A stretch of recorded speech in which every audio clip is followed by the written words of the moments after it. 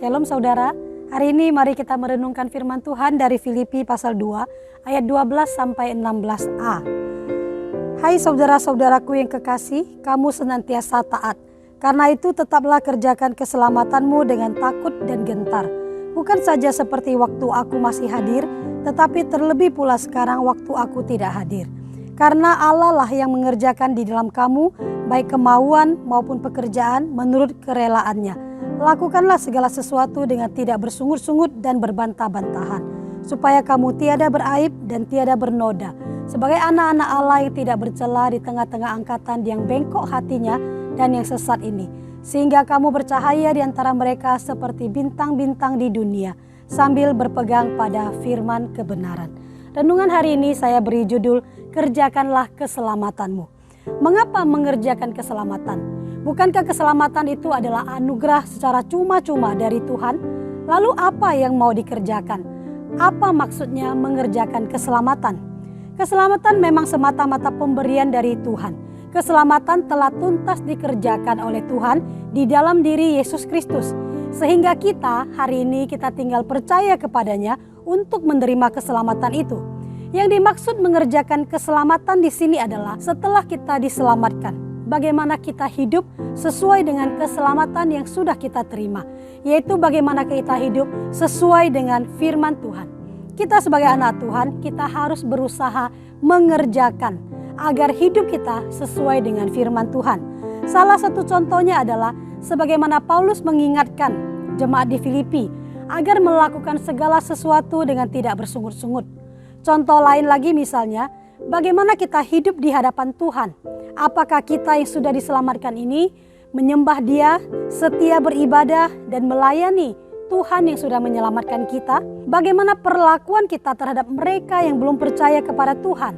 Apakah kita peduli terhadap keselamatan mereka dan mau memberitakan Injil Tuhan kepada mereka? Bagaimana tanggung jawab kita terhadap tugas yang telah Tuhan percayakan sebagai orang tua, sebagai anak, sebagai seorang pekerja, pelayan Tuhan dan sebagainya?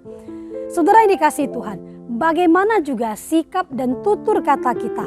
Apakah semua itu sesuai dengan firman Tuhan ataukah tidak? Ternyata keselamatan memang anugerah, tetapi keselamatan yang telah kita dapatkan harus dikerjakan sampai akhir dengan berpegang pada firman Tuhan. Saudara yang dikasihi Tuhan, apa yang terjadi bila hidup kita sesuai dengan firman Tuhan? Kita akan menjadi anak-anak Tuhan yang tidak bercela di tengah-tengah angkatan yang bengkok dan yang sesat sekarang ini. Dan dengan demikian kita menjadi seperti bintang-bintang di dunia. Ini berarti kita memuliakan Tuhan, hidup kita menjadi kesaksian dan menjadi berkat bagi sesama kita. Sebaliknya, apa yang terjadi bila hidup kita tidak sesuai firman Tuhan? Tidak jarang orang yang belum percaya kepada Tuhan tersandung oleh karena orang yang sudah percaya kepada Tuhan. Mengapa? Karena mereka melihat kesaksian hidup dari orang-orang yang sudah percaya kepada Tuhan, hidupnya itu tidak sesuai dengan firman Tuhan. Mereka jadi tidak tertarik untuk menjadi orang percaya. Dan ini terjadi karena orang-orang percaya hanya menerima keselamatan tetapi tidak mengerjakan keselamatan. Hidupnya tidak sesuai keselamatan yang telah diterimanya. Jangankan menjadi bintang yang bercahaya, malah sebaliknya menjadi batu sandungan. Firman Tuhan mengatakan, kerjakanlah keselamatanmu dengan takut dan gentar.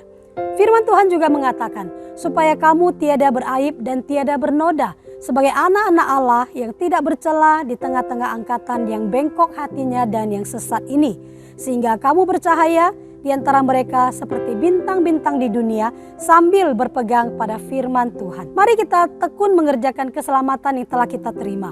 Hidup sesuai dengan firman Tuhan dan bercahaya seperti bintang-bintang di dunia.